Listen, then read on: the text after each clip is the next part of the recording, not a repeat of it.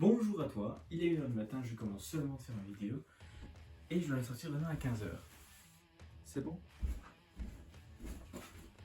Vous l'aurez compris grâce au titre, cette vidéo aura pour objectif de vous aider et de vous éclairer sur comment vous acheter un premier PA pour vous faire kiffer.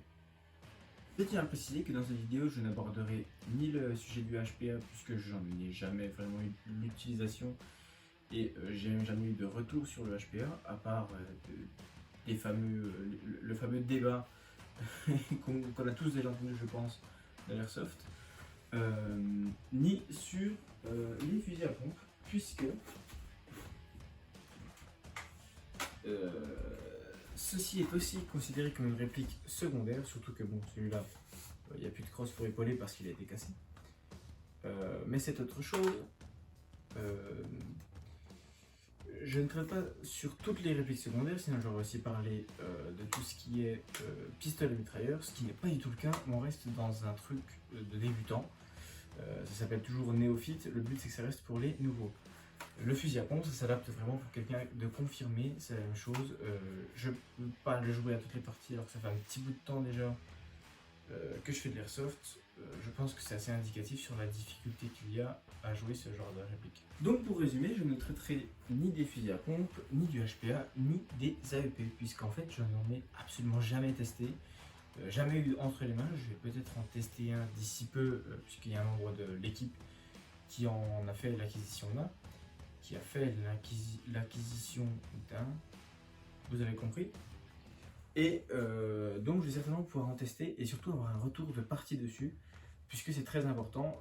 L'expérience sera toujours mieux qu'un descriptif sur un site internet par exemple. Alors, je tiens à vous dire que un PA, c'est pas du tout la première chose qu'on achète quand on fait de l'airsoft. Moi ce que je vous conseille déjà, c'est de ne pas mettre plus de sous dans votre PA que dans votre réplique principale. Ça c'est déjà vu dans des gens qui viennent jouer avec nous. Des gens qui avaient un PA qui coûtait 300 € et une réplique qui a été achetée à 160 par exemple, et ensuite améliorée. Déjà pour ce qui est des améliorations, je tiens à dire que je suis très mitigé parce qu'en fait une amélioration ça incite à démonter puis remonter souvent plusieurs fois une réplique, ce qui risque de faire perdre des petites pièces déjà et de mettre du jeu entre les pièces. Il faut vraiment beaucoup s'y connaître pour les améliorations. Donc on va pas en parler dans les néophytes puisqu'en fait ça n'a rien à voir avec les néophytes justement. Alors comme je parle souvent de mon expérience de joueur, je vais commencer par ce que moi j'utilise en ce moment. Donc j'utilise le modèle Super Sport 701, voilà, de chez Wingun. Voilà, donc c'est un revolver. Il n'a rien de très spécial, c'est exactement pour ça que j'ai choisi. Il y a deux rails qu'on peut mettre dessus, j'ai décidé de les mettre dessus parce que ça ne dérange pas quand on vise avec la mire. Je ne sais pas si je vais pouvoir le montrer à la caméra parce qu'évidemment j'ai aucun retour vidéo. Mais en tout cas voilà, ça ne change rien par rapport à la mire et que ça fait que je peux toujours rigoler et mettre un gros scope dessus, ce qui est toujours assez amusant. Pour tout ce qui est revolver, je ne le conseille absolument pas aux débutants. C'est un mode de jeu qui est spécial, il n'y a que 6 coups. Il ne me semble pas qu'en airsoft il y a des revolvers 8 coups, pour l'instant du moins. Tout évolue à travers le temps, je tiens à le dire. Et donc voilà, revolver c'est plutôt à proscrire pour les débutants. Après il y a toujours des cas extrêmes de gens par exemple comme moi qui... Moi le revolver c'est pas un choix parce que c'est ce que je préfère visuellement, c'est un choix parce que c'est ce que j'ai su utiliser quand j'ai fait des formations de tir. Deuxième réplique qui selon moi est à proscrire, c'est ça. Voilà. Alors j'ai rien contre un Desert Eagle, d'ailleurs ça a été une des premières répliques que j'ai voulu acheter. Celle-ci m'a été prêtée par un ami pour justement avoir quelque chose de visuel. Mais voilà, déjà on va parler du chargeur, il fait 5 kg. C'est une façon de parler mais c'est extrêmement lourd. Il n'y a pas une énorme capacité de gaz par rapport à ce que ça utilise. Et il n'y a pas non plus énormément de capacité de billes puisque toutes les billes sont en rang d'oignon en fait. Voilà.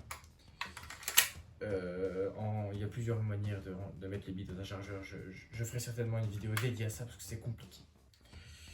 Avec tous les chargeurs. Une vidéo sur les chargeurs intégralement. Ça peut être pas mal. Donc voilà, cette réplique c'est très sexy. J'adore. Franchement, s'il n'y avait pas autant de problèmes sur ce genre de merde, j'en aurais une, j'en aurais 8 même.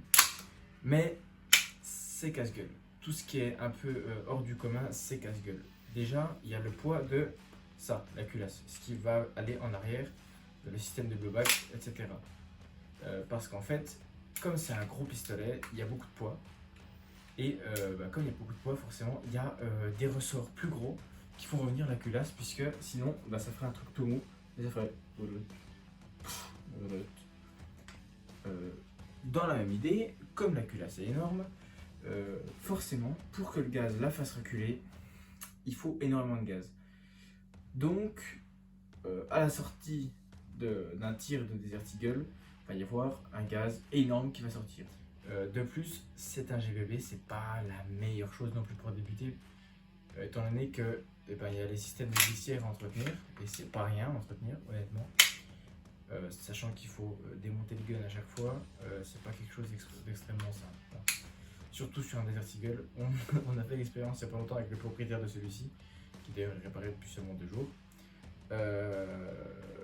Par nous, hein, mais il a fallu le réparer quand même.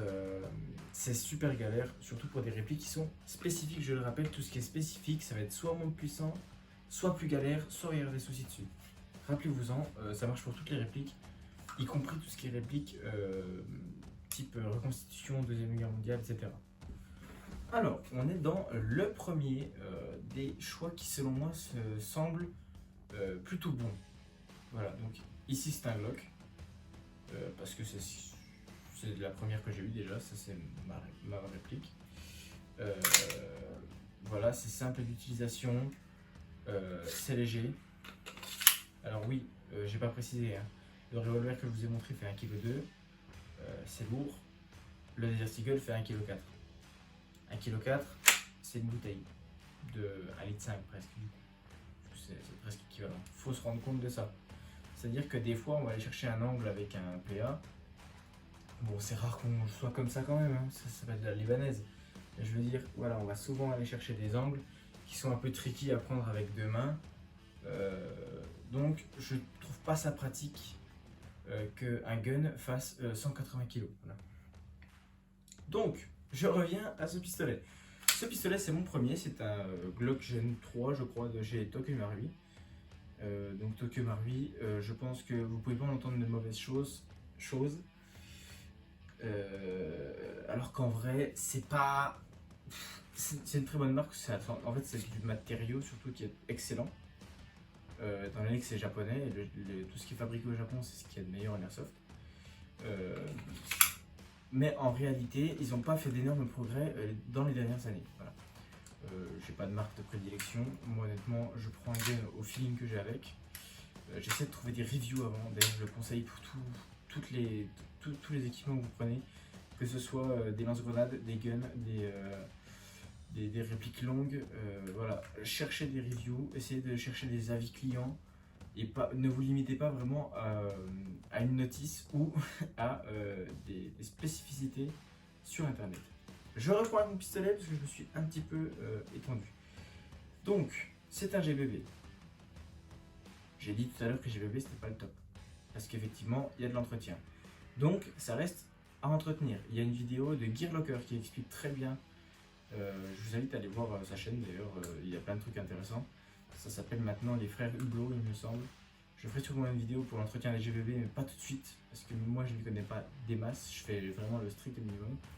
C'est à entretenir environ toutes les 2 parties, pas environ en fait, maximum toutes les 2 parties. Le mieux, surtout pour un Tokyo Marui, c'est d'entretenir à toutes les parties. Je sais que Cybergun, ils font des choses qui sont plus lourdes et plus réalistes, surtout au niveau de la culasse, parce que là bon c'est du très bon plastique, mais il me semble que c'est quand même du plastique ou de l'aluminium. Et donc par exemple sur un gaz d'hiver, ça va être compliqué de jouer avec un Tokyo Marui parce que la culasse va taper des grands coups et au final elle va se fissurer. Voilà.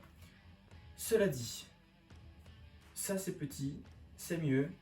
Il va y avoir plus de capacité dans le chargeur pour par exemple des novices qui n'ont pas l'habitude de tirer au pistolet.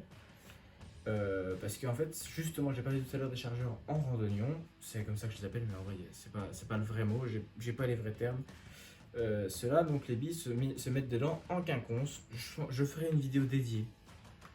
C'est super relou à expliquer, c'est mieux à montrer en fait. Donc voilà, tout ce qui est Glock, GBB, c'est pas mal.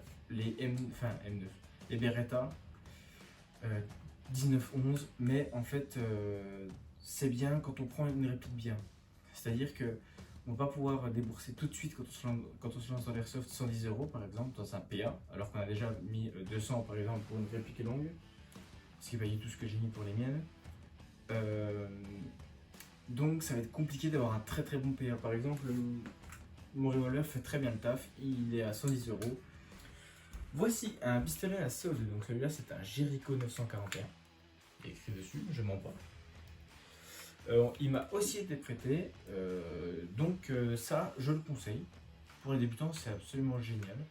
Le seul petit truc qui est un peu tatillon, disons, c'est pour les performances. Dès qu'on va les passer au chronie, entre deux tirs on peut avoir, je crois, 30 ou 40 FPS de différence.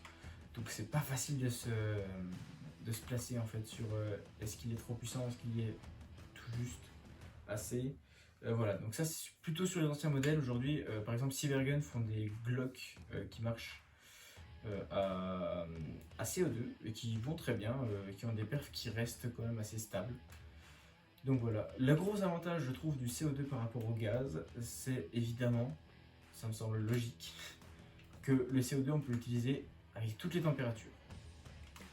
Voilà, et surtout ça se trouve en petite sparklette, il n'y a pas de risque de casser une valve, ou enfin s'il y a toujours, mais il y en a beaucoup moins.